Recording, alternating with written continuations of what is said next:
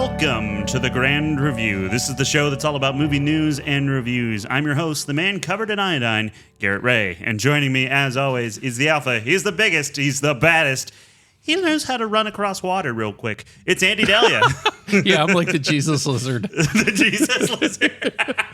You never seen those things in the wild? No, I know what lizard you're talking about. Yeah, where they just skitter across and they look real silly. Well, the even more reason I like this is because there's a band from Austin, Texas, actually named after them. Are they really? Yeah, that's funny. Yeah, that's they've been around for a long time. Oh goodness. Well, we haven't been around for that long, but for the last year we have been doing this in the same way. Basically, we're over a year. We're over a year now. We're actually over 50 episodes now. We were gonna celebrate that when we got to it, but I forgot to even check when that was. So happy year, Andy. Yeah, happy year, Garrett. But yeah, for the whole time, basically, we've done it the same way. We do a spoiler-free review right up front for this week's movie. Then we go into spoilers, and then we get into news, and there are time codes in the description. If you want to jump around, dear listener, thanks for joining us. Thank you so much. Thank you. All right. Well, this week, we are talking about 28 years later. Yeah. This is the third in a series of films that started with 28 days later, then 28 weeks, now 28 years. And I look forward in several thousand decades to watching 28 Millennium later. That's going to be great. Really. But yeah, so this is, it's if you're not familiar with the series, basically fast zombies. It all started because someone let a monkey out. Animal rights activists are idiots. Yeah. And the virus is called the rage virus, and basically just makes you very, very angry and bloodthirsty. This movie actually, or the 28 weeks later, started the fast zombie craze. Like everything after that is kind of what patterned. Yeah. So Danny Boyle should be given a little bit more credit for this than I think what he's getting. Yeah. And I definitely, I had stayed away from them because I've not been a fan of horror movies for a long time, but I watched all three of them yesterday for the first time. They're a little bit better than, like, Jessica was really surprised, my wife, because she said she didn't like the trailers for it. Yeah. And she said the trailers really didn't do that film justice, but she really enjoyed the movie. Mm-hmm. Yeah. And I said, yeah, it's a good thing. Danny Boyle has taken a page, I think, out of George Romero's book, whereas you make a zombie film, but you make it more about the humans and the zombies are secondary. Yeah, and the first one especially, I was really surprised by but by the time that Brendan Gleeson gets introduced with his daughter in that first movie, I was just like, this feels really kind of like personal in a way that you wouldn't expect from a lot of horror movies. And I think that the second one goes a little bit more. It's just a tiny bit more like tropey, if you will. It is, but it's still really good. But Jeremy Renner's really good in that. Yes, he is. Yeah. Yeah. And then this one is, it seems maybe to be the most personal story of all of them. It is. But we always start with your thoughts, Andy. So before I get into my whole spiel and say something dumb, what do you think of 28 years later? No, you don't say something dumb. You're right. I say multiple somethings dumb. Yeah, until we get to G-Force 2. You can't. It's too early. It doesn't count. I thought this was great. I really enjoyed it. It's a little slow, but I didn't mind it.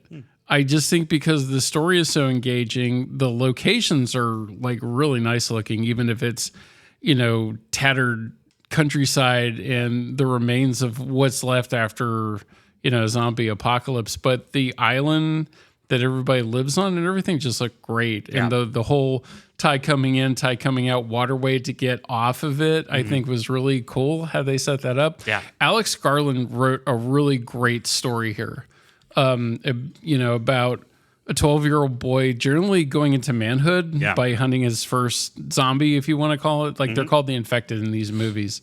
Except by the Swedish guy who actually does say zombie. Right. So trope destroyed.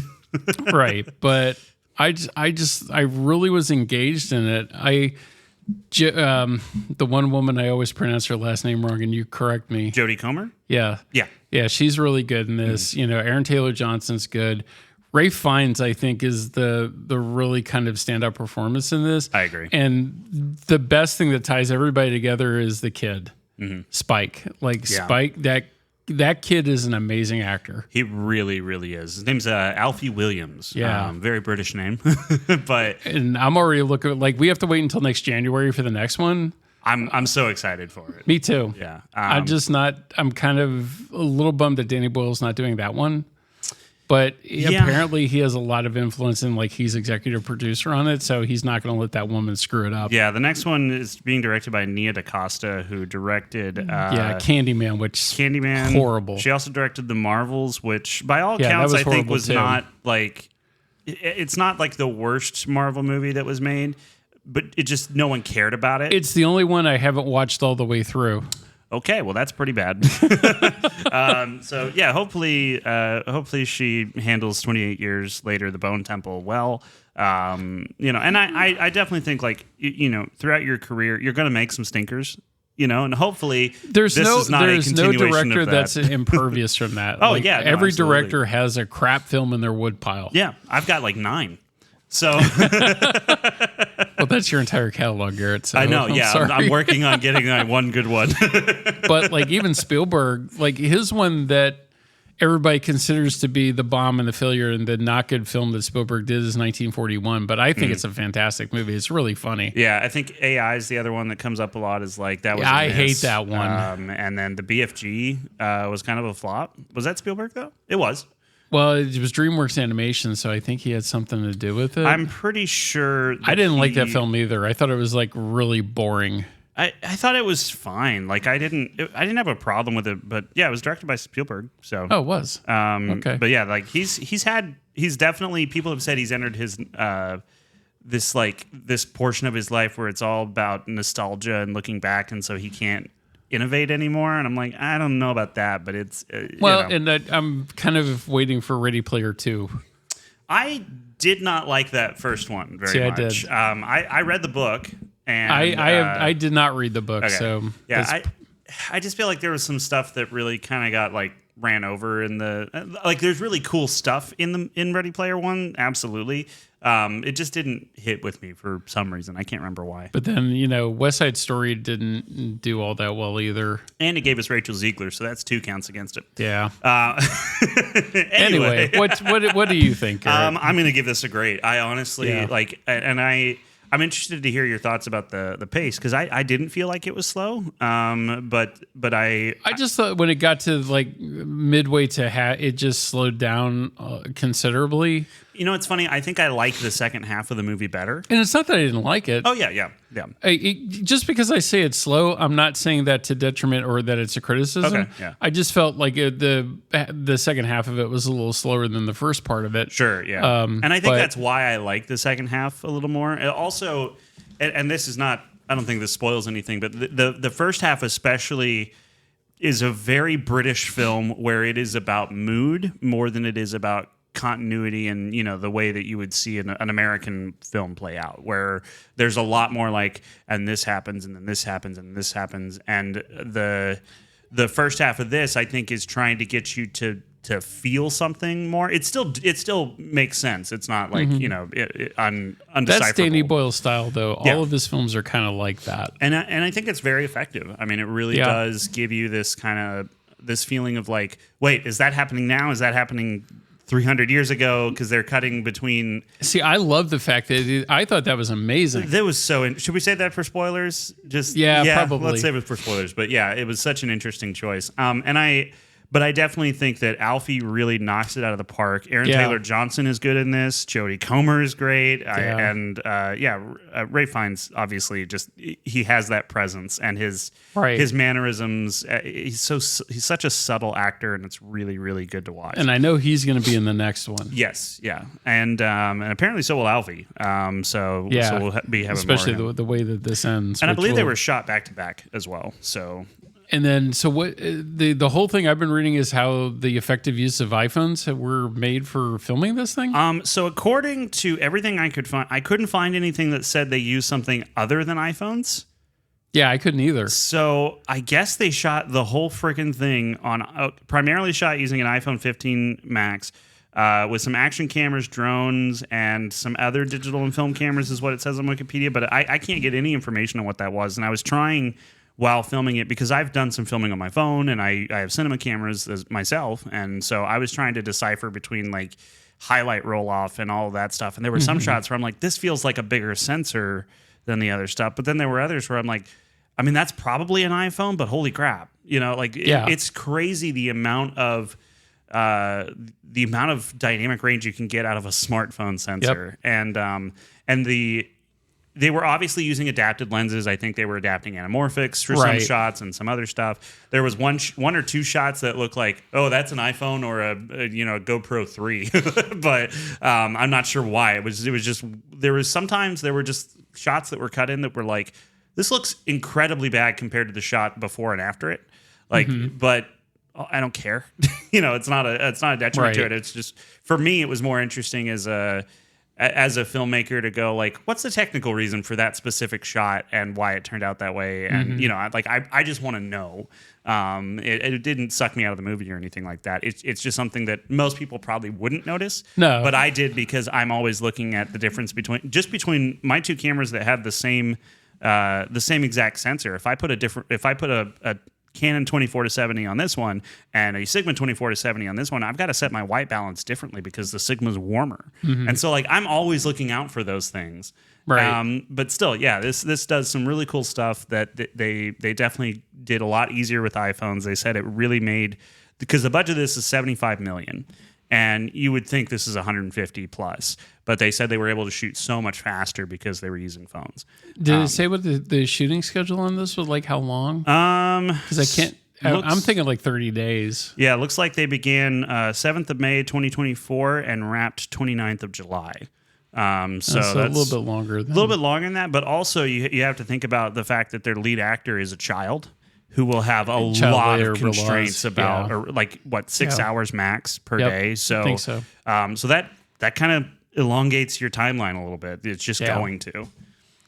Yeah, and there's always, even though, like I said, that I think there were parts of this that dragged a little bit, the underlying tension of when are the infected going to come out again definitely keeps you on your edge of your seat and watching this film and makes you interested in the characters that you're watching to see where the story goes. Yeah, and the interpersonal stuff is just as interesting as the wider threat of the world that they live in. That once again, a world that's surviving after a global Holocaust, and what do you do to keep your sanity, to keep going, to keep getting up every morning? Yeah. Those are the struggles that they actually like really appealed to me and are really fascinating. More than seeing heads chopped off and body parts and blood. I mean, don't get me everywhere. wrong. I love seeing an arrow splat through a zombie's skull. That's great. So that's one of the thing about this. The kill shots in this are done with like that split second stops. It's called bullet time, I think. Still, I thought that was amazing. It's really cool, and I will post a picture on Instagram of this. So if you're listening, go to at Grand Review Pod, either on Facebook or Instagram. They have this rig that they put 28 iPhones on, and it's basically being used to create a bunch of impressions of exactly the same moment, just being shot from different angles. And it's essentially a kind of crescent-shaped steel panel that they've got a bunch of stuff mounted to. And I saw that picture this morning. So the iPhones kind of wrap all the way around in a 180-degree position, and then when they go into the edit, they can take that same moment and use the same frame that they match up from one phone all the way over to the other, and you get this like panoramic. And I can't imagine the cuts on that. Oh, it's like the editor had. That must have been a nightmare. Every frame you'd have to cut. Different camera, cut, different camera, cut, different and you could do a multicam thing, which is probably what they did, and then just like went forward one frame, hit one, went forward one frame, hit two, went forward one frame, hit three. But like that's how works. I would do it. But yeah, it totally works, and it feels really out of like it's just such a weird visual thing compared to the rest of the movie, but it's also very cool. and gives you this. It's something you've never seen before in a movie. I think it really does add something to the impact.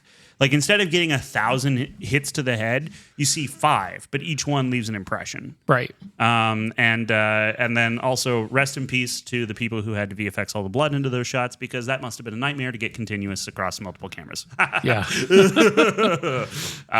But yeah, it was such an interesting visual spectacle, and I think that the editing is something that I would not ever think to do in the way that Danny Boyle does with his team. It's not the kind of thing that I've trained to do, but it really works, and it does evoke an emotion and a parallelism with other things that is so. He's so almost, I would say, like the new Ridley Scott, but they're almost getting to be about the same age, to be honest. But Danny Boyle's catalog is so diverse too with what he does for filmmaking. You know, he won the Academy Award for Slumdog Millionaire, which I still think is a fantastic film.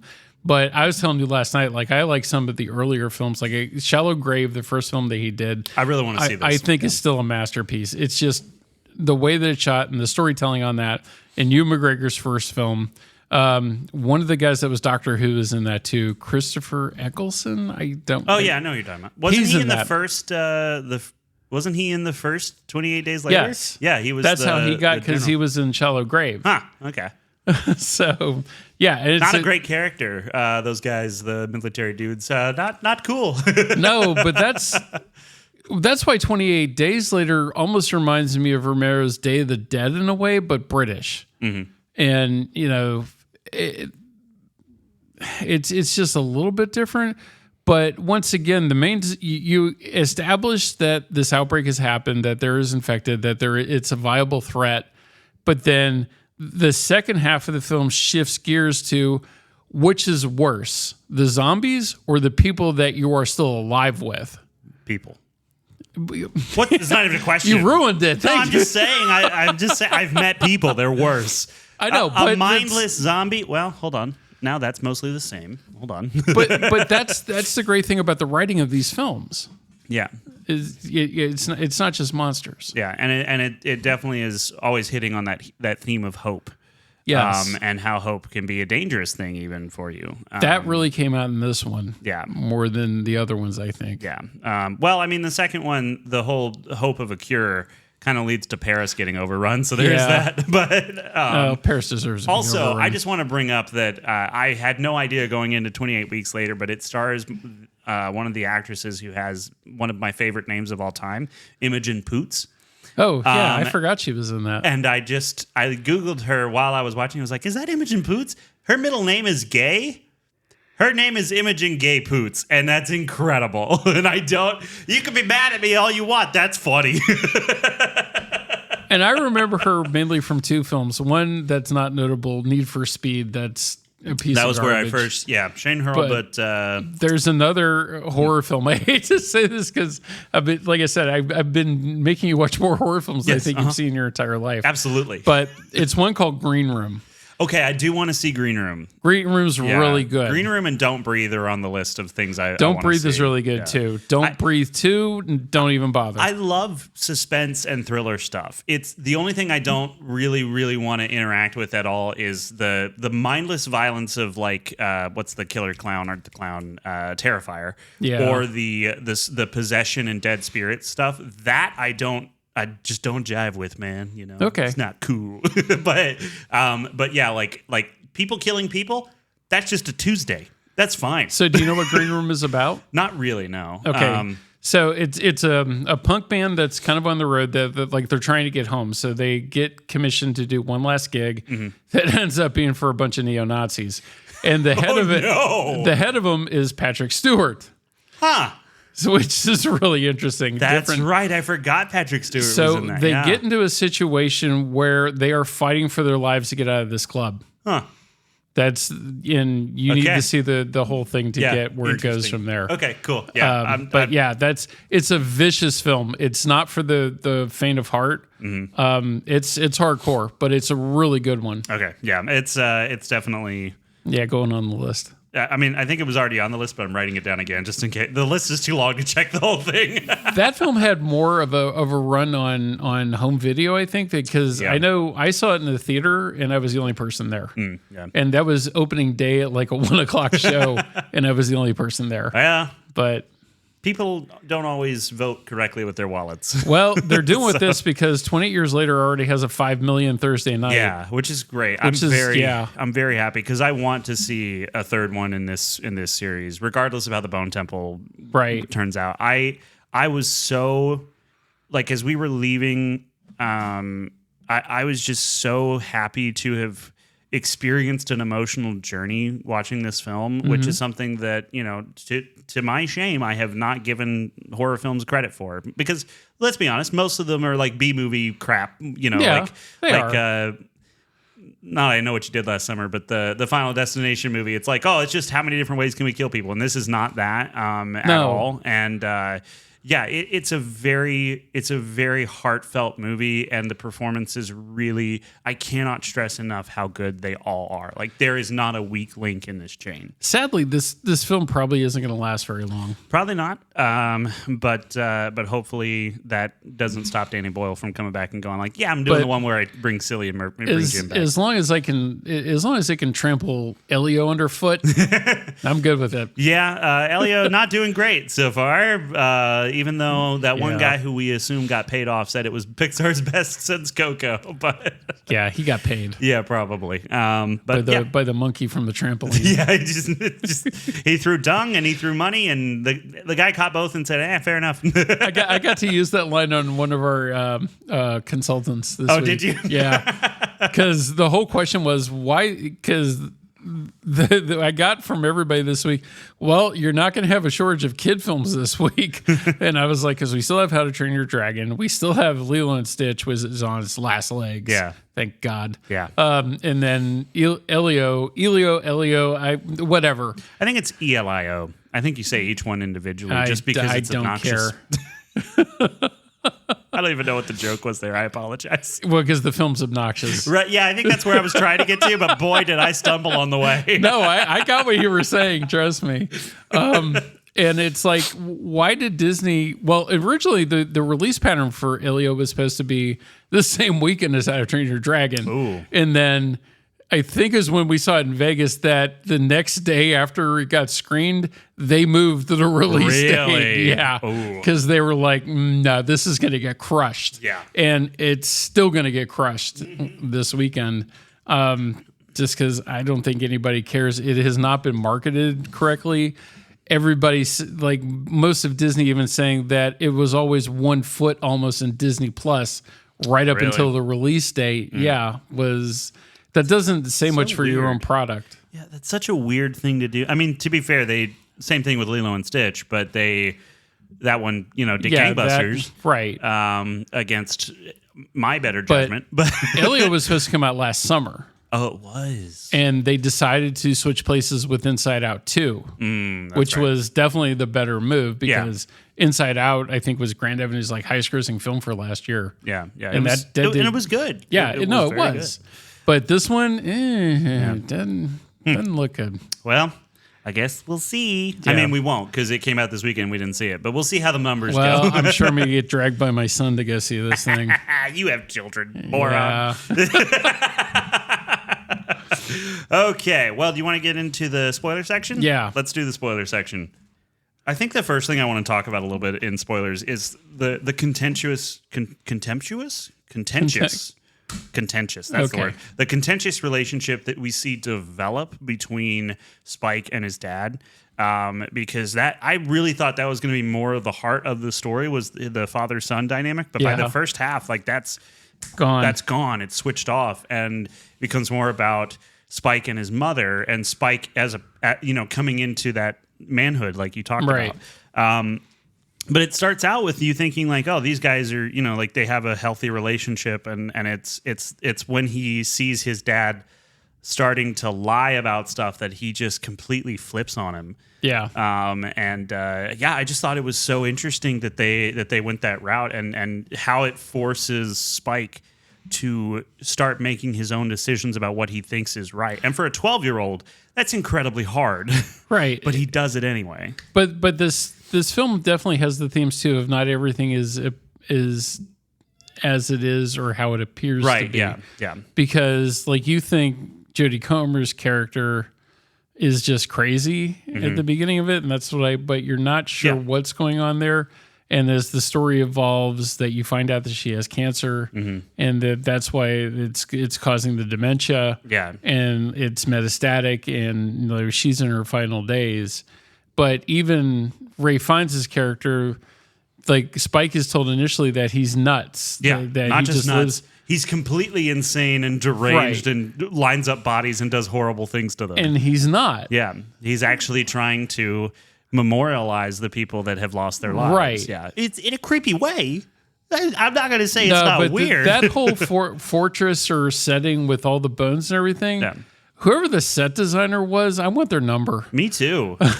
I'd like them to come decorate my house. Not with skulls, but obviously they can. No, they can. They might, like Jessica would. Okay, well, depending on how long you want your marriage to last, you call or not. But that stuff was it was beautifully morbid. Yeah.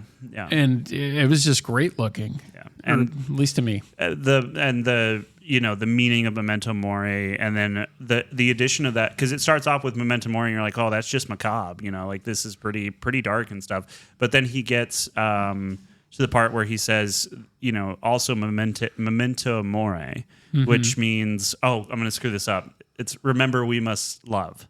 And that moment, I mean, to be fair, Spike is high as a kite. But it is still a beautiful moment, and I'm so interested in trying to pick apart like when Spike's mom, lets the doctor sedate Spike, and they go off so that he can help her die peacefully instead of horribly with cancer. Right. There's this shot. Well, it's actually, there's a sequence where all of these balls of fire are like spinning around Spike in the Bone Temple and stuff. And it's obviously not meant to be literal. But, I don't know if that's supposed to be, the spirit of these people moving on. I don't know what it's supposed to be exactly, but it's kind of a beautiful moment. It's probably left up to your own interpretation. Danny Boyle seems to do that a lot. Yeah. And I think like it totally fits. Like I'm not sitting there going, what the heck is this? Like every time. Yeah, it's not something artsy and out of place. Right. Yeah. It's like it. What would we categorize this as? Maybe like understandable art house. Yeah. Because the other thing that we were saving for spoilers is that early on when they're using their bows. They're constantly cutting back to these shots of medieval knights using their bows in the same way, and I is that about the regression of man back to basal instincts? It's back to the times of that because there's nothing left of society. Like everybody has to fend for themselves. Yeah, and weapons and guns and everything aren't very easy to come by, or bullets. There's no manufacturing anymore. Right, all of that has come to a halt. So the best thing that you could do to defend yourself is knives, bows, arrows, anything that can pierce and kill. Yeah. Or learn to make bullets. I mean, it is possible. They make machines. Right. Someone on all of Scotland had to have a bullet making. Well, yeah, but hold on. I kind of like the fact that it's bows and arrows and stuff like that. Yeah. Especially because of that stark contrast between the Eric, the soldier that gets dropped down with a gun. It's not just the ability to defend yourself. It's the attitude that comes with it. Mm-hmm. In that modern society kind of way versus Spike being he's only ever known this world. And I think that it's such an interesting look at, what do we fall back to, and what we fall back to eventually is community. Mm-hmm. It is safety in numbers, and it is working together and all of those things. Whereas, you look at Eric and he's a hyper individualized personality. Yeah. Even though he's part of the army, he still is just all about him. Yeah, but he has such an arrogance about him too. An arrogance, you might say. God, that hurt. That hurt to say. I'm sorry. Where he took everything for granted. He made fun of Spike and his mother every chance he got. Yeah. So he's almost kind of waiting to be killed, to be honest. I do love, though, that he shows the picture of his ex-fiance and Spike's like, oh, I know a girl who has the same problem. When she eats shellfish, her face puffs up. And he's like, shut up. It's like, yep.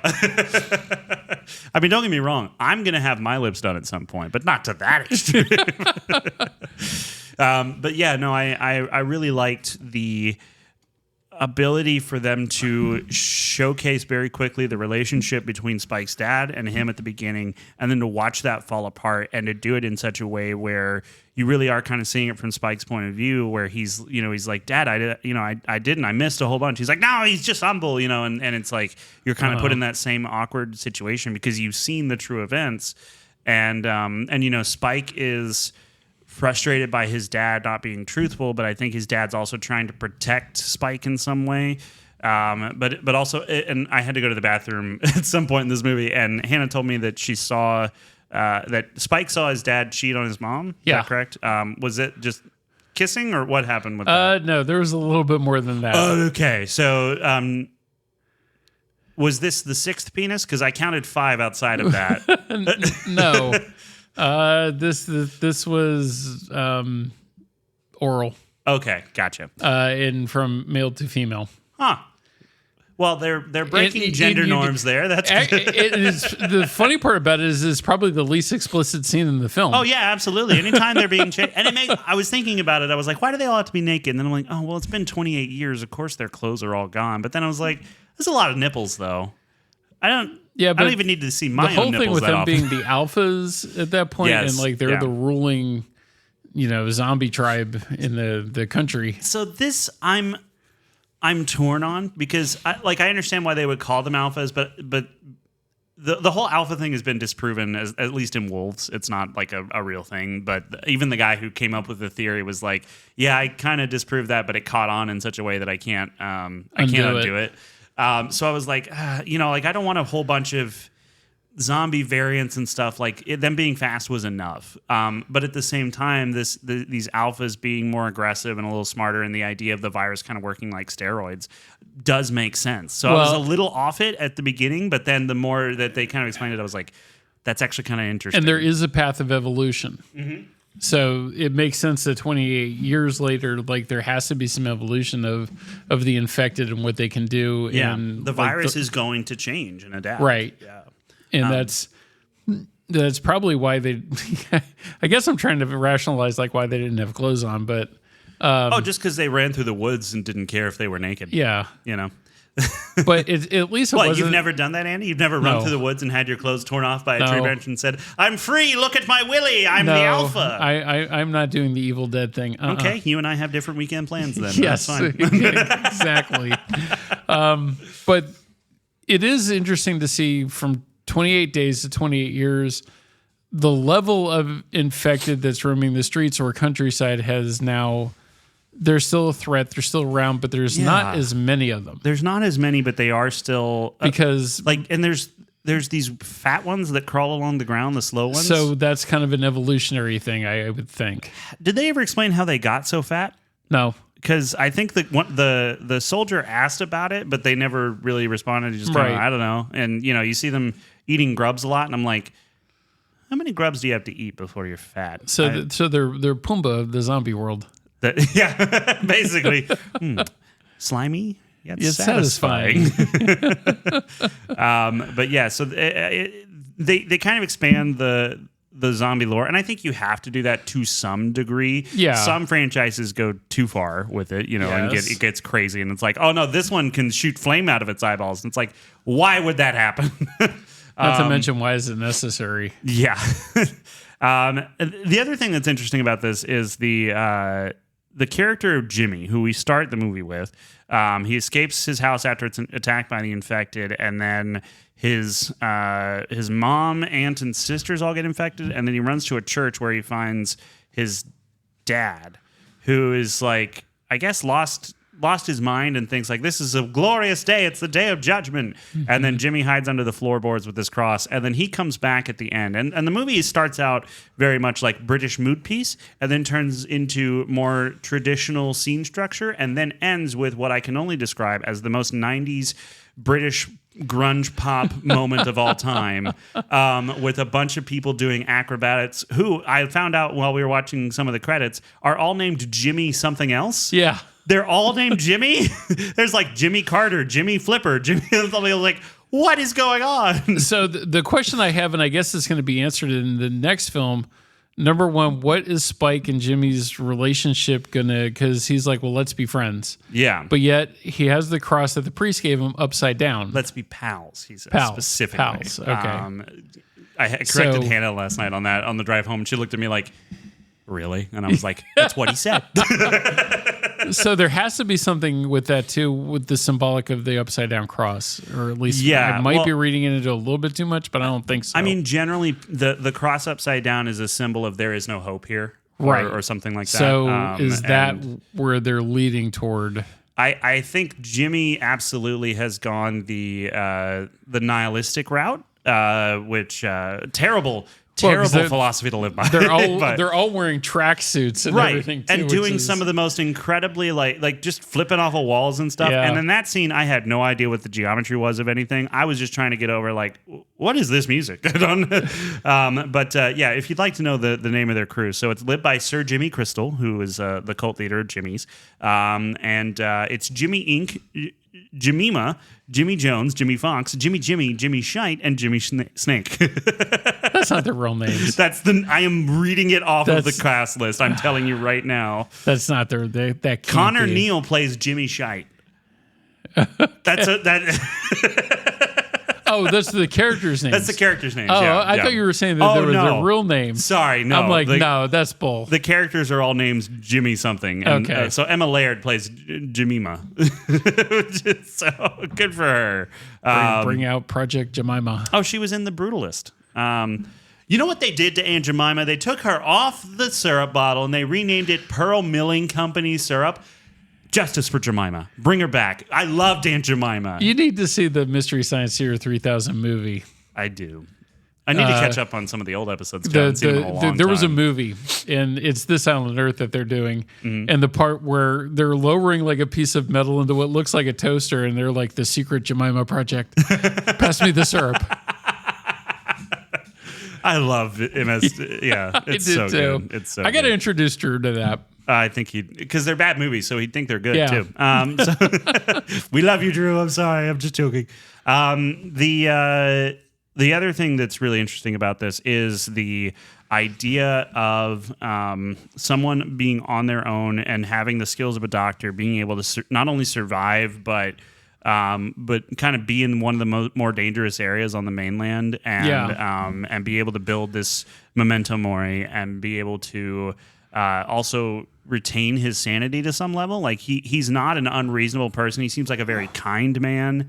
I think working on the structure and everything is what kept him sane. It gave him a purpose. Right. Yeah. Yeah. So it's occupying mental and physical, so he doesn't go crazy. Right. Yeah. He has something to do. He has an activity. And I loved the gentleness with which he approached telling Spike the truth when he realized it was cancer. And he gives a caveat. He's like, I have no diagnostic equipment. I don't have this. I don't have that. But from what I can tell through my own observations, it is cancer, and it has moved from your brain to your body or from your body to your brain. I don't know, but either way, it's metastasized. Mm-hmm. And Spike's freak out is so genuine in the way his mother holds him, and that unspoken understanding between her and the doctor that we need to sedate him and I need to be able to go peacefully. Mm-hmm. It's such a beautiful moment, and it's such a human moment, and I really appreciated that in this movie. And then at this point, it's like you've been away from the dad for so long that he's almost an afterthought. But then also when Spike brings the baby back, oh God, the baby! When Spike brings the baby back, his first thing is to try and run out across the causeway, even though he knows the tide is too high, and stops just before he's like about to get swept away, screaming for his son. Like he's still, he still loves his son, even though he's done it imperfectly here. He wants to be there for his son. And I really think that that's probably going to be something that plays into the Bone Temple. And if it's not, it should be. Because I think that's such an interesting story, and the reconciliation of them after the lies, and him having to pay for that, and having to be honest with his son and stop protecting himself from whatever it was he was protecting himself from. Like, I think that's all such interesting fodder for a film.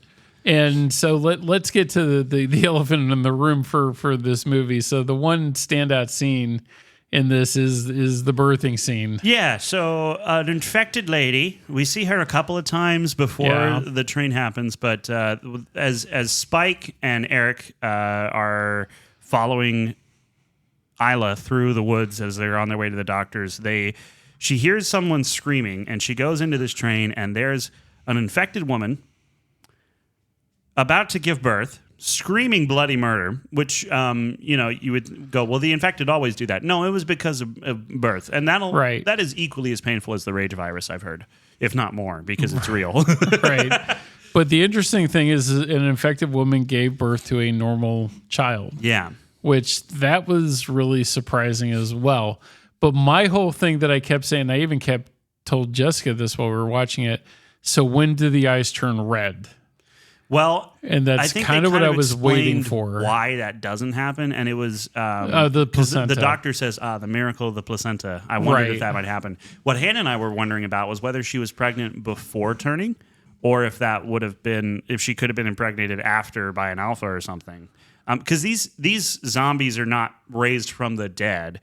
They are people infected with a virus. They're humans that are transformed. Takes their ability to think away. So like it could be either way, and I have no idea which one it is. I mean, maybe she's newer because she still has some clothes.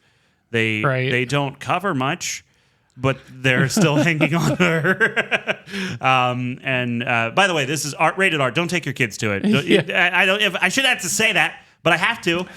Because it happens in every one of these films that we go to. Why are all parents so irresponsible with their children's eyeballs? They are innocent babies. Well, but if you're taking somebody like in teenage years to kind of maybe show them things, sure. But I'm talking about like 3-year-olds we saw in rated R movies, and I'm just like, can you have a little respect for yourself? Not just Deadpool. What was There was one more recently, too, that someone brought their children into. What's the last rated R movie we watched? I have no idea. I don't know. They're all rated R, it feels like. Andy keeps dragging me to things that hurt. And you follow easily, too. I know, I'm a You've sucker. never put up a fight with anything that I've ever... Final Destination was probably... No, it was... There were kids in that. It was something after that. It was Ballerina. Oh, it was Ballerina. Yeah. Someone brought their kids into Ballerina. I'm just like, there are people getting so messed up in this movie, and you're just sitting there with your kids, and you have to get up 9 times to go to the bathroom with them anyway. Why even bring them? If you don't have a babysitter, just pirate it. Well, there were people at the other end of our road that kept leaving all throughout the entire film. I'm like, did you see any of it? I know, yeah. What's up with that? I mean, look, I have a tiny bladder. I get it. Yeah, but you got up only once. I think it might have been twice. I thought it was once. It might have been. I don't know. Okay. I tried not to go a bunch of times. It. Yeah, it's like I'm like blinking. You don't even think about it; it just happens. The baby is so. It adds so many questions about what is the future of this world. Could and at what point is it possible that all the infected will die out? And does this baby have immunity because it was exposed to it in the mother's womb? See, and that's another, I hope they kind of go into that a little bit more in the next one. Yeah.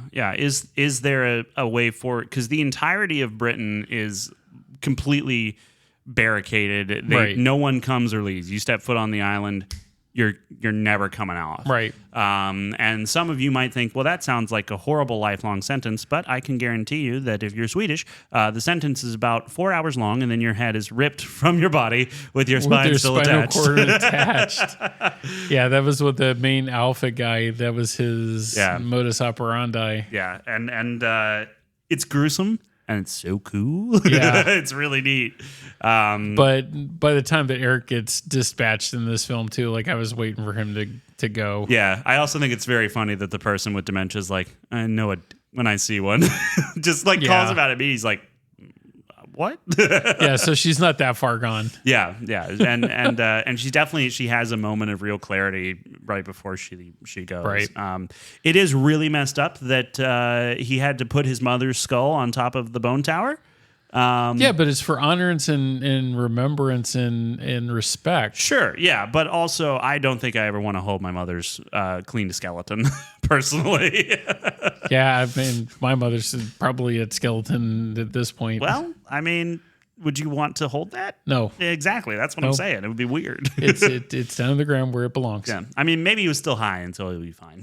I don't know, but yeah, it's it felt like obviously in the moment it works as this thing that's like, oh, that's, memento mori, remember we must die, but remember we must love, and he puts her all the way at the top. He said, because the doctor said find a place for her, the best of all, the best one of all, and so he puts her up at the top and he turns her towards the sunrise, and so it's very, it's a lovely moment that's just so macabre that you can't feel really good about it. I did. It's so dark. I was like, I get it, but also I hate this. I liked it. I like it in theory, but seeing him hold his mother's skull, I'm like, I don't like this. It's gross. Well, when it was Eric, it was fine because he was a jerk. But yeah, anyway, what do they do with the rest of the body? That was probably meals. Yeah. Oh, gross. Oh, no. Yeah. The alphas, though, cool. Like them. They're big lumbering dudes with... well endowed. Yep. You would think that at this point the hair would have grown out enough to cover it, but no, we get a full show. There's more wiener in this than in Sausage Party.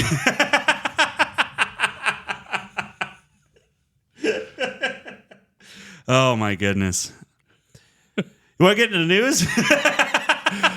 On that note, so lastly, what I would like to say, thank you to Danny Boyle for taking so long to make this and to do it right. Yeah.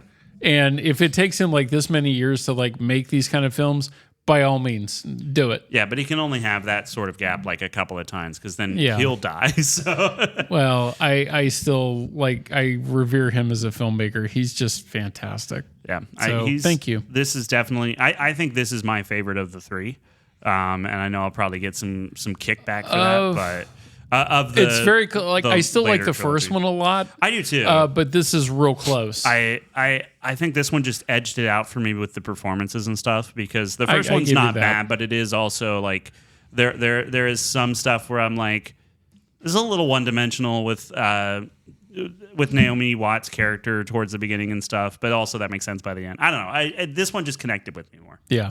So okay, not cool. Not a criticism of the other two or this one in any way. Just like I think personally, this is my favorite.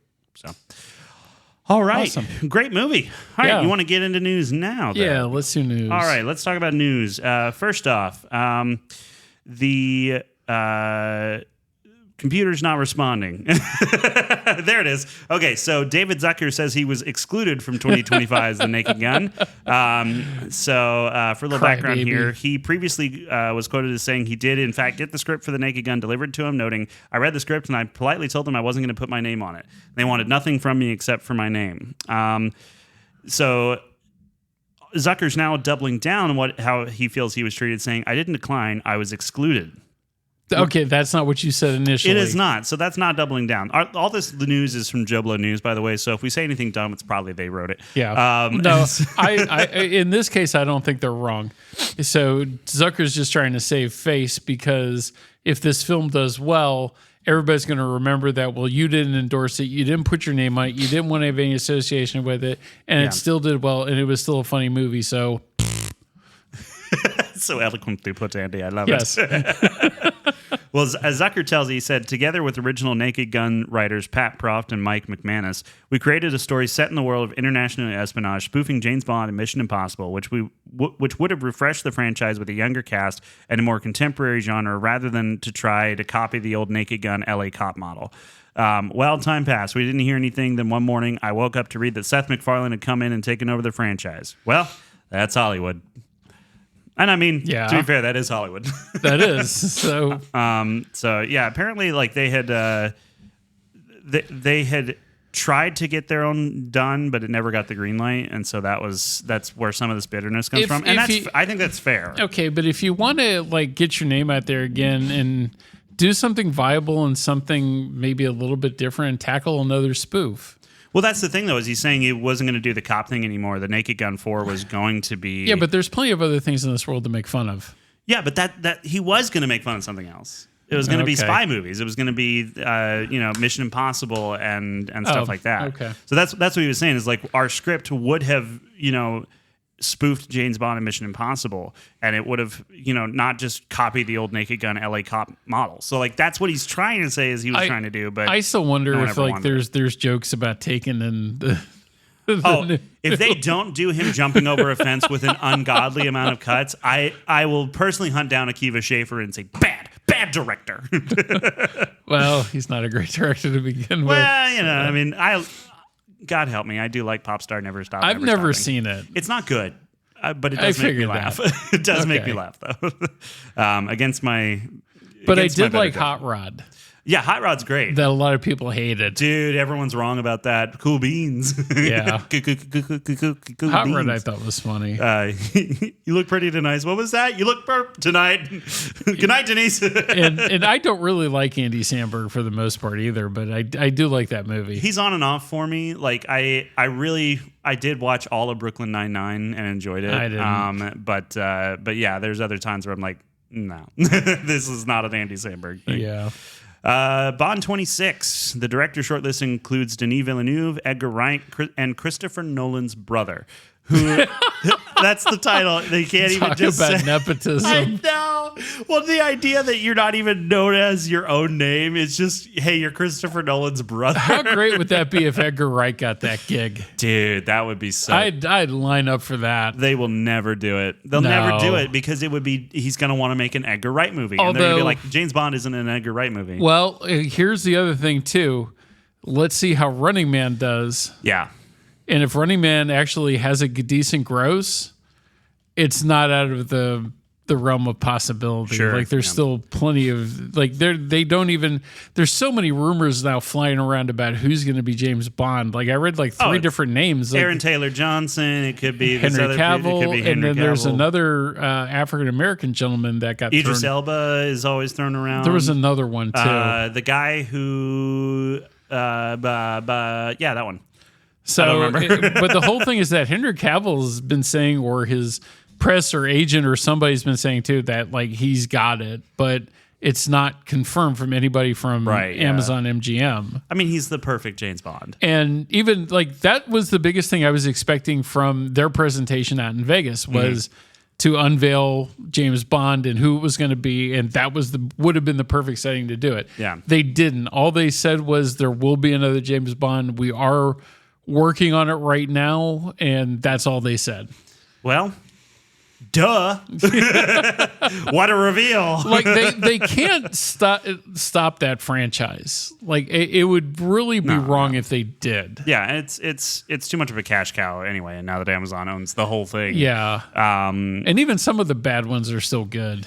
It's like pizza, you know? Yeah. It's like even if it's cold and the day after, it's still pizza. Because even like, View to a Kill, which is probably one of the worst ones, is still fun to watch because it's got the Duran Duran song that I love. And it's got Christopher Walken as a bad guy killing a whole bunch of people. Yeah, that's right. I forgot about that. So there is some things kind of redeeming about it, but it's not a great movie by any stretch. No, but I don't think there's a very small number of Bond movies that are like, that's a great movie. All of the ones that Daniel Craig did. And Quantum of Solace is a little rough, though. That's the weak link in that chain. But Writer's at least it was the first time in James Bond history where all the stories were interconnected. And they all made sense. And once Javier Bardem came out as like the main bad guy, the movies are really good. What do you think about Edward Berger also being considered? He did Conclave, All Quiet on the Western Front, a movie called Mom's Gotta Go. It wouldn't surprise me just because another British director. Yeah. His name's Berger. That's the most American name. I mean, Sam Mendes did Skyfall, which one is really good. Alfonso Cuarón did the last two, I think. No, I don't think so. Or no, he was being considered for the new one, but he's not doing it anymore. I think I think Martin Campbell did Casino Royale, which was the first one with Daniel Craig, which is still great. Small story about this. Sorry, I said I wasn't going to go down the rabbit hole lot, but I was running it's a theater. I didn't believe you when you said it. Yeah, I was running a theater in Tiffin, Ohio when that came out, and it was still when the movies came as film. So we got the print 2 days early. And I put it together immediately myself, and I wanted to see this and ran it through, and then watched it the morning that I got it, and then watched it again that night before I went to bed. I liked it that much. I watched it twice in one day. Yeah, it's got some really cool stuff in it. Yeah. And even the Chris Cornell song for it at the beginning too is really good. You Know My Name. Yeah, that one's good. Yeah. So speaking, you brought this up. Aaron Taylor Johnson did something at the premiere of 28 Years Later that has fueled his possible tenure as James Bond. Yeah, I read about this earlier. So while the premiere, Johnson was asked what his next project would be, but the actor was immediately escorted away as he said, "I can't talk about it," which this doesn't tell me James Bond. It could be an NDA for literally any. It could be Monster Trucks 2. It could be anything. Is that the next G-Force in our No. podcast? I'm still going to hit you with G-Force when you least expect it. But that movie's bad. I loved it. Oh, yeah. It was so bad. I just love the idea that Monster Trucks is a movie that only exists because some executive's 4-year-old nephew thought it would be cool. That and Aliens in the Attic. That's another one that was not as fun.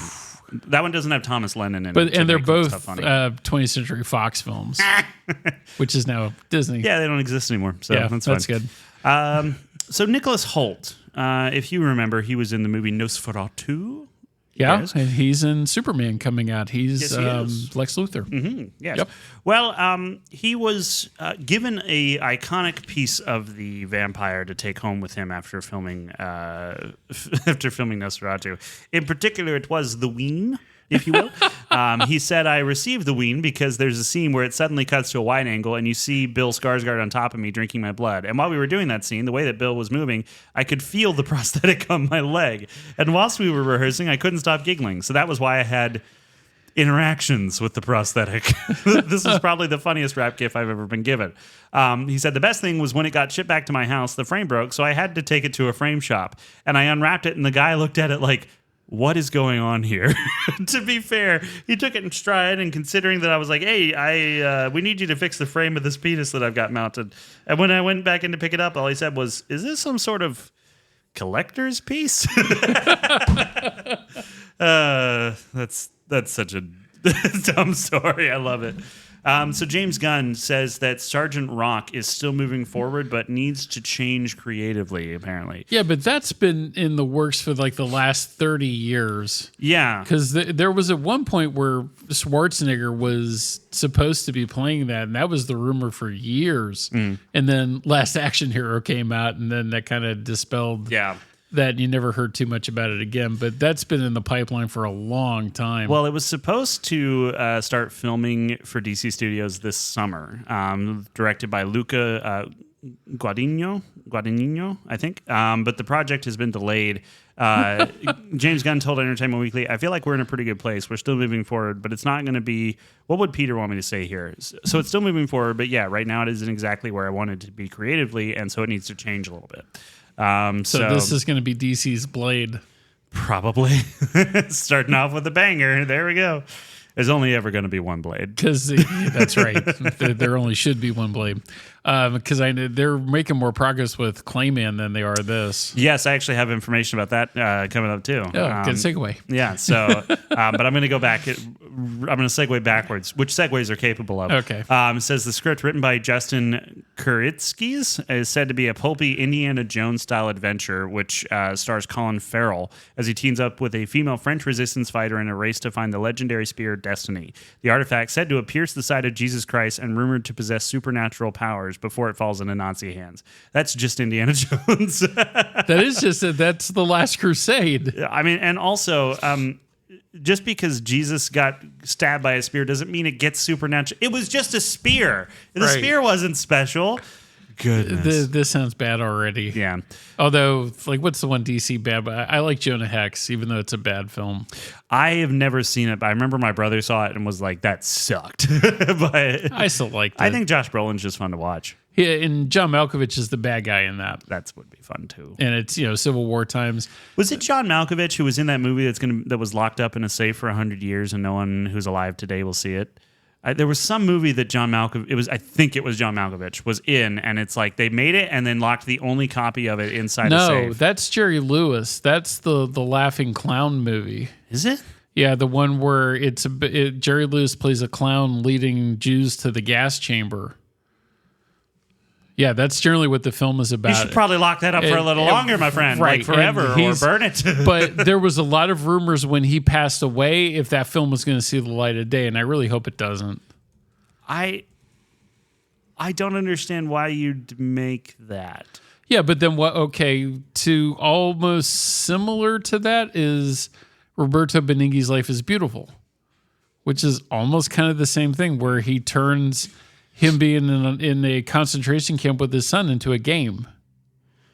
Okay, yeah. But there is definitely differences. Like, I've never seen the Jerry Lewis one, and I don't really want to, because Jerry Lewis toward the end of his career was just a pretentious goof anyway. Thank you for censoring yourself. I appreciate it. Yeah, but he did that film a long time ago, like not toward the end of his career, like when he was a younger actor. And it's shot, I believe, in color. But Roberto Benigni's takes a horrible situation and makes it bearable for his son to get through. There is definitely a difference between the two, but if you've never seen it, like it's a tragically beautiful film. It's almost on the level of if you ever saw The Boy with the Striped Pajamas. Oh God, did I? It's not as gut wrenching as that is. But it still has some, like, it's hard not to, considering the subject matter that you're tackling. Yeah. But the whole, like, beginning part of it, too, where he's, like, a waiter in a restaurant and how he meets his wife and everything. Like, Roberto Benigni, I thought, was just a fantastic comedian. It made that good film. He did some bad ones after that, because there was a Pink Panther. No one's immune. Right. No one's immune. That Pinocchio thing that he did is the one that kind of stands out. That's Wait, which Pinocchio? There was one that he did. Not the Disney Plus one, right? No, I don't. Is it the one that stars Pauly Shore? No. That movie looks so bad. And then I think it was Son of Pink Panther that he did too. That was kind of oh yeah, that was not good. Right, because I love the Pink Panther movies growing up. Yeah, and then there's an anthology film that I still really like, different stories, called Night on Earth, which is different cab drivers around the world. And Roberto Benigni's story in that is hilarious, with him having a priest as his fare and talking about, when he was younger and they violated pumpkins. And, oh no. My son, please come to confession. But right now, the meter's running, and I'd like to go. But, I mean, there's other stories in that, but it's a great little film that I don't think got the recognition it called needed. A Night on Earth. Night on Earth. Okay, yeah. Cool. So the one I was thinking of was called 100 Years, and it stars John Malkovich. It was directed by Robert Rodriguez. It's a short film. And it was produced by the French company Remy Martin to promote Louis XIII, their cognac that takes 100 years to create, and locked in a safe for a century. So it was advertised in 2015 with the tagline, "The movie you will never see." It's due to be released November 18th, 2115.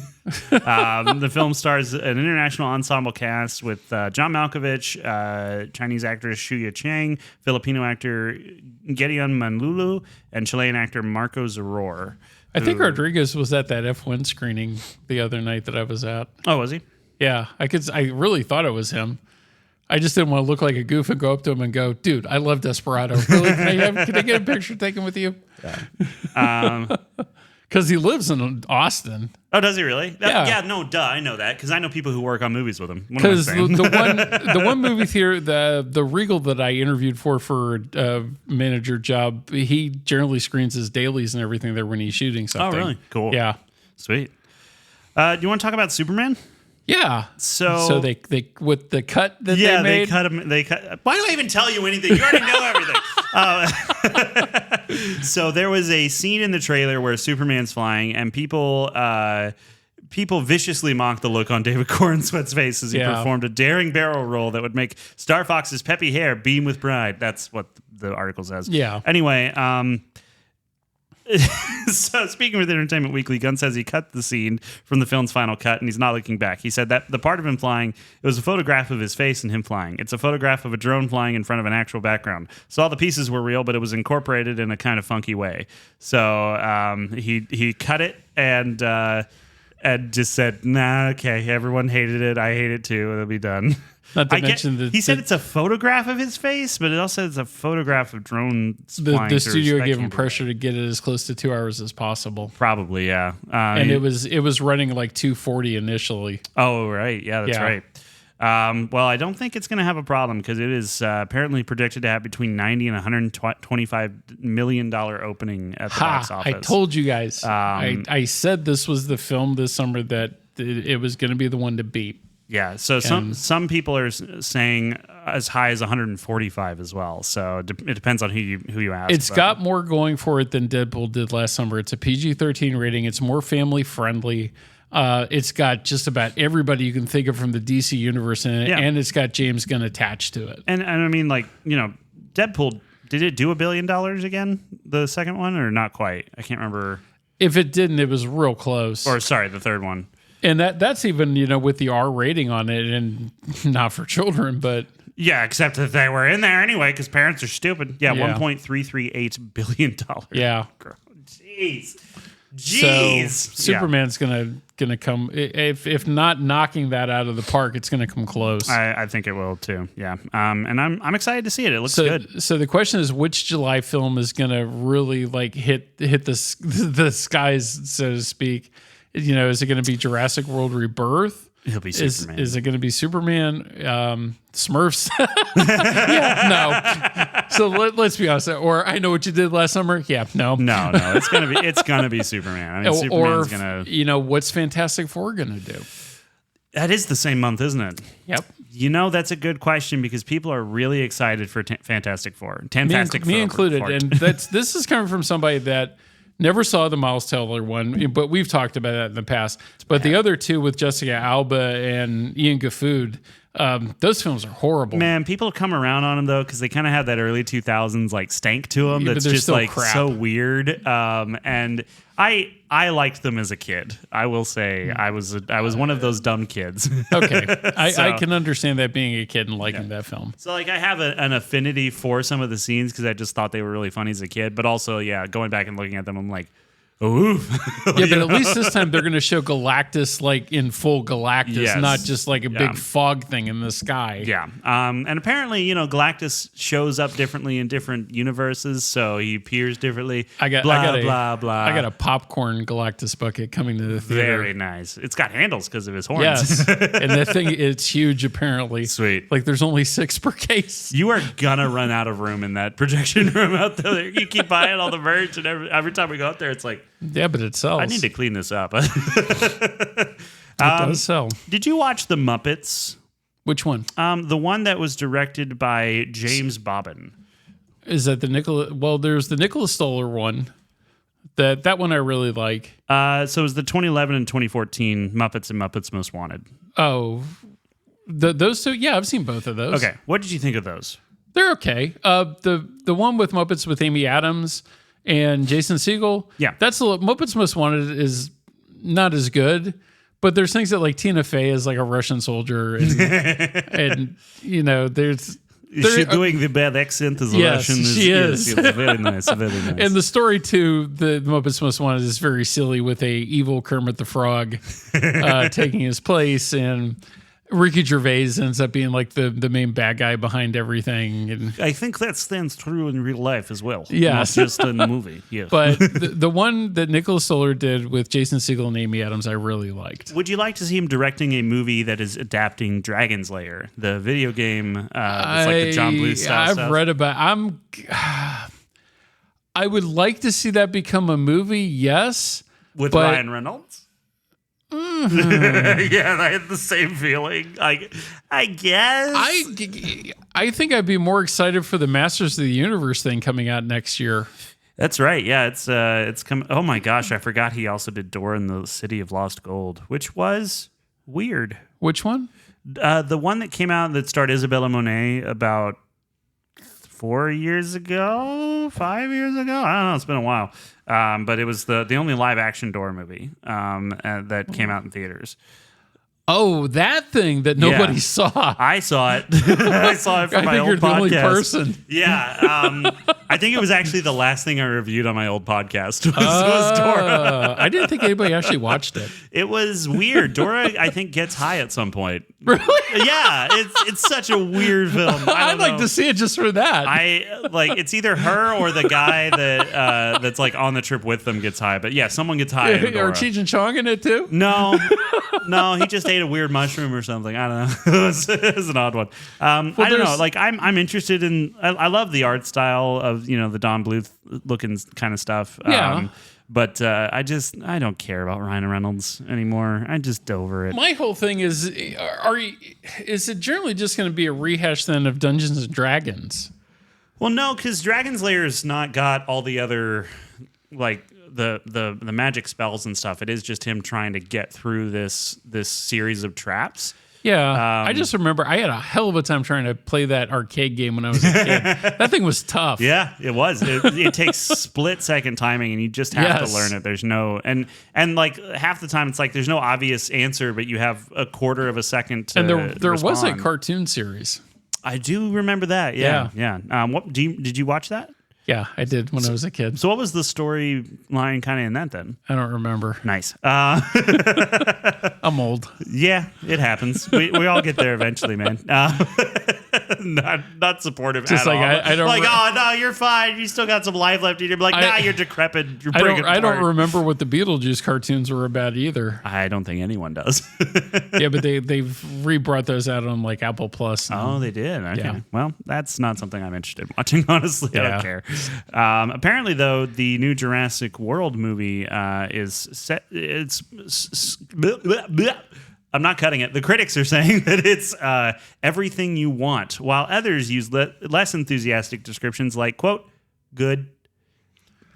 That's kind of what I'm expecting, to be honest. I know you're really excited for it, and I want to see it, but I don't have high expectations for it. I don't necessarily have high expectations. I just think it might be okay, which is more than I can say for the last two that I watched. I mean, at least Gareth Edwards being behind that gives me a little bit of hope. Yeah, I think I think the dinosaurs are going to be intimidating in a way that they kind of weren't in the last one. And having Scarlett Johansson, that's definitely not a bad move. Yeah, I mean, she definitely has one tone of voice for every single line that we've seen in the trailer. But you know what? That's fine. She's Michelle Ali, that screw blade. I'm going to go be in the jungle. Yeah. It's just like, you know what? I'd like to go be in movies again while you guys figure this out. I'd like to get a paycheck. Wouldn't that be great? I know you. I got bills to pay. I know you think being a gay black man in a movie really pays the bills because it won an Oscar. But guess what? We did that for points on the back. It's just it's so crazy to me that he hasn't been in more stuff, and it has purely been because of Blade taking up every possible date on his calendar. And he is a good actor. I do give him credit. Mm-hmm. Yeah. I'm looking forward to this one simply because I like dinosaurs, and that's enough for me. I know. Well, that's somebody. One of my employees today asked me, "Well, what's it about?" I said, "Okay, stupid white people going into the jungle getting eaten by dinosaurs." Yeah, they're going to. They've learned nothing, and it will continue that way. And everybody around me that they heard that just started laughing hysterically because they're like, "Yeah, that's probably a good summation." Yeah. Dumb white people get eaten. That's how it goes. Now, we talked earlier last week. Unfortunately, I didn't get to watch Predator Killer Killers this week. I'm sorry. I let everyone down. I know. But the movie that came before that was Predator. Or no, it was Prey. It was Prey. So Prey was... It starred Abigail Midthunder, which is just an awesome Who was in Novocaine. Novocaine, yes. That we saw that we really liked that nobody went to see. Yeah, everyone's wrong about that one too. But if you get a chance, it is on Paramount Plus now. Take a look at that. It's actually a lot of fun. Yeah, Novocaine's fun. But apparently Dan Trachtenberg wants to do a sequel to Prey that actually ties into Predator Badlands. Or comes right after it at the very least. There is you're killing me that I can't talk about it. There is a reason for that. Okay, great. That's good to know. I will watch it. You got to see it. I'm probably going to watch it tonight. I just didn't have time this morning because I was at the gym. Once you see the scene and the sequence, you'll understand why. Okay, yeah. So there's stuff starting to tie together. Dan Trachtenberg definitely has a roadmap for how he wants to do all this, and I'm good with it. I love that he's just so in on it that it's like, even if they don't turn out the way that everyone, you're never going to make everyone happy, right? But like there's a director's vision behind it that's trying to do something specific, and he's already proven that his first swing at it totally works. Killer of Killers is really good. Yeah, so 2 for 2. I wish that had gotten a theatrical release. I do too. Like seeing that in the theater would have been impressive. Yeah, because then I would have had time because it would have been our movie for that week. But Badlands looks just amazing. Yeah. And I really like Elle Fanning. I think she's really good. The whole thing is, it's curious to see how that battle that weekend that it comes out is going to play out, because that's up against Running Man at the beginning of November. And it's really strange that the release schedule, like beginning of November normally is there's some kid film normally out around that time. Yeah. Not this year. Like it's Running Man and Predator Badlands, two big like R-rated films. Yeah. Interesting. We're going to have to do a double feature, aren't we? Yeah. Yeah. Because I want to see both. Me too. I don't know if I'm going to be able to get both. Like I definitely, Running Man we're going to play. Yeah. But are we going to have the room for Predator is the other story. What Disney property can we abandon? Well, we can't abandon Zootopia. Oh, yeah. No, you can't. No. And we can't abandon Wicked. All right. That's it. Let's build more theaters. I wish. Oh, goodness. So you talked earlier about Clayface there, that movie that was going on. Yes. Apparently, James Gunn says it's all Mike Flanagan's story. So we reported, based on Joe Blow's reporting earlier on, that Clayface was getting a rewrite by another screenwriter. And people were not super happy about that because everyone's like, don't mess with Mike Flanagan's work. He's always really good. But during an interview with IO9, Gunn admitted that he had no intention of making a Clayface movie as part of the DCU until he saw Flanagan's script. He said, I didn't plan on making it. Mike came in. He pitched this wonderful idea. I was like, dang, I can't believe you got me to want to make a Clayface movie.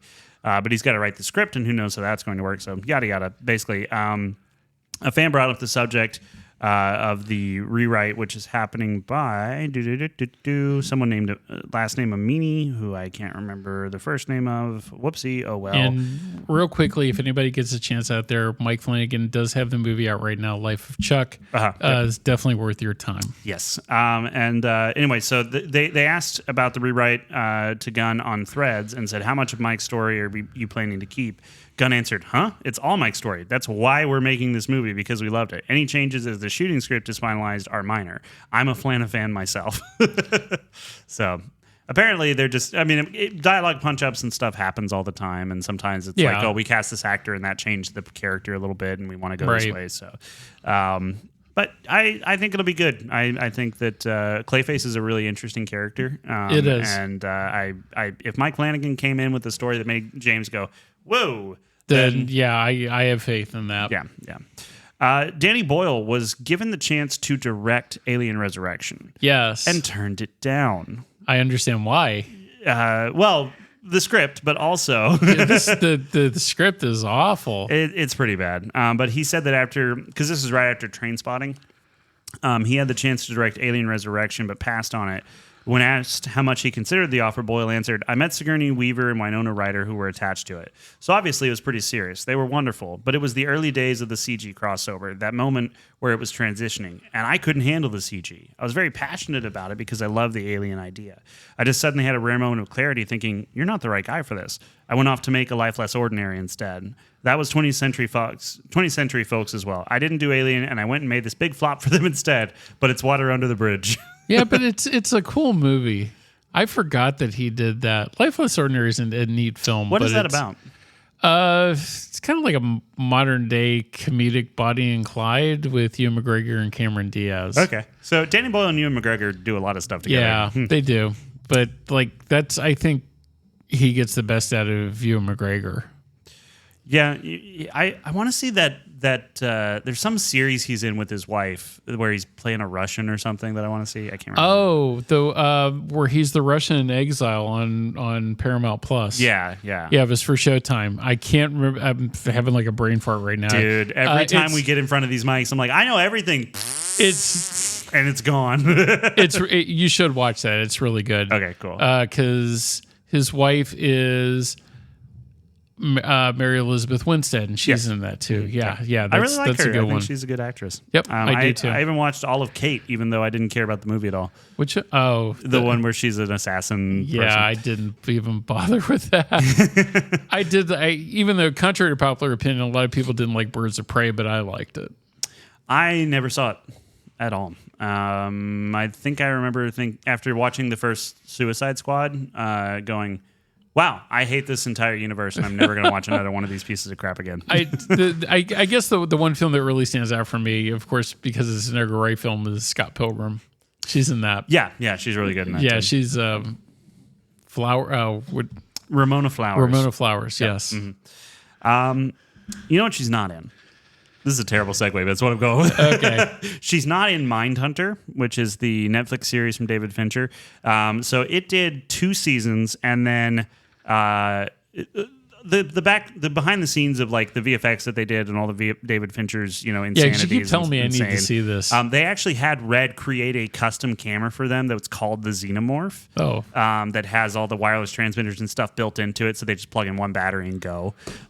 Super cool stuff. But they didn't start doing season 3 ever. It just never got off the ground, and I can't remember if it's because of budget constraints or if it was because David Fincher got busy with other stuff. I don't know, but the star of the show, Holt McCallany, I think is how it's pronounced, he said the series could return as 3 2-hour movies. So he said, I had a meeting with David Fincher in his office a few months ago, and he said to me that there is a chance that it may come back as 3 2-hour movies, but I think it's just a chance. He was talking to CBR. I don't know what that stands for. Don't care. He said, I know there are writers that are working, but, David has to be happy with scripts. But what's Fincher been working on? Well, he did The Killer not too long ago. That was okay. Yeah, I didn't like it as much as any of the other stuff I've seen from Fincher. I don't know the John Woo original is much better. That's right. It's a remake. Isn't it? It's very hard to copy a John Woo film.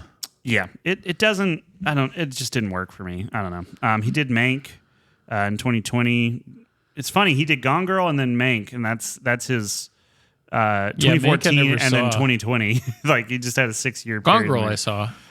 Gone Girl I liked. Let's see. He never did. There's a whole bunch of stuff he was attached to but never actually did.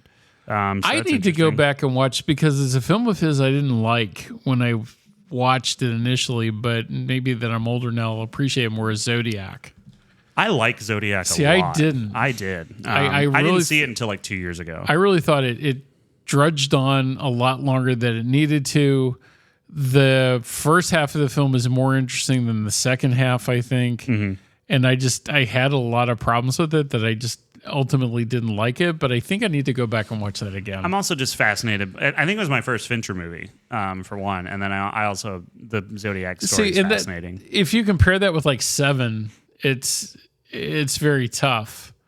Or even like The Social Network that I really like. Social Network's very good. Yeah. Let's see. He was doing House of Cards 2013 to 2018, Mindhunter 2017 to 2019, Love, Death, and Robots he's been doing since 2019 till now. And then he's executive producing a series called Voir, V-O-I-R. It's featuring video essays about cinema. It was released on Netflix in 2021. So, okay. But yeah, he's been doing stuff. It's just not Mindhunter, which is what I want most from him, honestly. I cannot express to you enough how good that show is at tension. It's really, really good. You keep telling me that, and I just never. Yeah. I end up watching like Cocaine Air and Titan. And, our CFO recommended me watching It's Always Sunny in Philadelphia, and I started watching that. I've seen a couple episodes of it, and it's funny, but it also makes me feel real bad about people. So Fincher previously said that Mindhunter is a very expensive show, and in the eyes of Netflix, we didn't attract enough of an audience to justify such an investment. I don't blame them. They took risks to get the show off the ground, give me means to do Mank the way I wanted to do it, and they allowed me to venture down new paths with The Killer. It's a blessing to be able to work with people who are capable of boldness. The day our desires are not the same, we have to be honest about parting ways. So, look, I will forgive Ted Sarandos, or whatever his name is, for what he said, if they let us have a finale to Mindhunter. I don't even care if he died. I will never forget that guy. I will slap him in his bald head if I ever see him in person. Take that for the theatrical experience, you jerk. I'd love to see it. Honestly, I'd pay you too. I'd pay you $5. I'd do it. I have good news to end on here. Okay. I think you're going to be really excited about this. Okay. Now, when I say that, do you think I'm being honest about it being something? No, you're being really sarcastic. Or is it being sarcastic? Why do you assume sarcastic? Because I see the look on your face, and it's just heading to sarcasm. We have been doing this for a year. Yep. So, Francis Ford Coppola is taking Megalopolis on the road for a 6-city tour. He's rubbing his head on the microphone, going, "No, no." Is one of them Austin? I actually don't know. I haven't read this story yet. I just opened it because I thought, "Oh, this will get Andy." So they're kicking off in Red Bank, New Jersey, before heading up to Port Chester, New York, Chicago, Denver, Dallas. And San Francisco. I'm not driving to Dallas for that. Now, hold on. Now, think about it this way. You could have a postage-size level Kylo Ren talking to you out of the corner of the screen directly at you, though. I don't care. It could happen. No. Why couldn't I even re-recorded that and couldn't remember his name the second time? I think I'd be more interested to hear a lecture from Sophia Coppola more than I would do anything about Megalopolis. Come on. Have her talk about Marie Antoinette, which is another bad movie. Man, it's a Coppola film. You gotta see it. No. And also, there's John Voight sitting there with a bow hidden under his blanket saying, "Do you like my boner?" I mean, how do you not want to see the context for that? I don't. And like I say again, I dodged a huge bullet not booking that thing. Yeah, you did. It grossed $14.4 million, which is way higher than I would have thought on its initial release. And that's just pretty much New York, LA, Chicago. Yeah. There were enough pretentious people to go and say, "Oh, I understood it and you didn't." Just like the screening the other night. Yeah, or they were hate watching. That could be it too. Yeah, because the screening the other night, you're talking about going to see F1, and it was just a bunch of, it was red carpet kind of stuff. Yeah, it kind of made me mad that I got the passes from Warner Brothers, and they put me in the standby line with. Well, to be fair, your social media following is not as big as everyone else who had their boobs out. I know you had yours out, but you have to actually get the social media following too. Yeah, but you figure when I get it from the studio that I'm actually going to get in and be able to see it, and nope, that didn't. And just watching all these pretentious idiots go into this film that it's going to be wasted on. Yeah. And I'm like, why don't you just let like the real film people watch this thing? Well, now you're gatekeeping the real film. I can't be... You're saying because I'm sexy, I can't be a film person? But it because just of this, it I'm not a real film person. I said this to Jessica, and I'll say it again. I would much rather see that film with real people like you, my son, and my wife, and an audience full of people that aren't pretentious, that really want to see the film for the sake of seeing the film. Yeah. And so that leads... We don't do this show for clout. We just think that we have something important to say. We're wrong, obviously. We have nothing important to say. So Garrett and I are going down the road next week. So we have 2 films to do next week. That's right. So I'm exposing Garrett to Dolby Cinema. So that's almost like IMAX for your ears with laser projection and Dolby Atmos sound system. Yeah, which is just the sound is what I'm really excited amazing. about for this. I'm so pumped. Yeah, so like this is the film to actually I think expose you for it. Yeah, it's going to be. If it's good as everybody keeps telling me that it is. Yeah. And then the flip side to this coin is that we got to watch Megan 2.0 on Thursday. It's going to be great. And great. Drew will probably beat you to that seat before you, because my son wants to see this thing in the worst way. And this film looks so bad. It really does. I can't wait. We're going to be sitting there, probably the only ones in the theater, laughing hysterically at this thing. Absolutely. I am so looking forward to blowing off some steam, just taking none of it seriously at all. I mean, it's Megan 2.0. That's dumb. I love it. I love it. Blumhouse. Man, it takes so much work to make a movie. So when someone goes into this going like, this is going to be terrible, let's have fun. That's kind of fun, you know? Like, you're going to work for months and months and months to make this happen. And what we get at the end is Megan 2.0. All right, throw the leg. You know, like, just have fun. I hope they embrace the goofiness. So here's a question. Have you seen Megan? I have. The unrated version. So did I. Yes. That actually was fun. It was fun. Yeah. But this one just looks bad. It looks the same to me. It looks like the same kind of thing. This looks bad. Except now she's taller. And taking on another killer robot. That's great. I want 2 killer robots. So does my son. Exactly. You and Drew are on the same intellectual level, I swear. Because Drew is correct. Let's not go crazy. Now, okay? even a broken clock is right twice a day. That's true. Unless it's a digital one, then it's never right, and it doesn't show anything on the screen.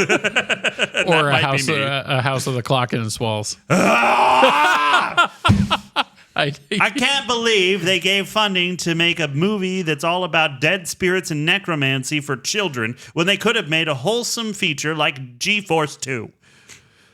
And that's pretty much the end of the show. So thanks for listening. You can find us online. Yes, thank you for listening. At Grand Review Pod on Facebook and Instagram. Check out that thing I said I would post. What was it? It was the picture of the rig. The How to Train Your Dragon from last week that you still also that one, yeah. But yeah, check out those episodes. And remember, if you're listening on Spotify, you can vote. Let us know what you thought about the movie, good, bad, great, or terrible. Yeah. If you had no opinion on it, vote anyway. We need the engagement. Thank you very much. And also, I will start spelling things wrong in the posts so that you can correct me. Haha, got everybody. All right. And with that means there's only one thing left to say, and that is, we'll see you at the movies. Bye. Bye, y'all.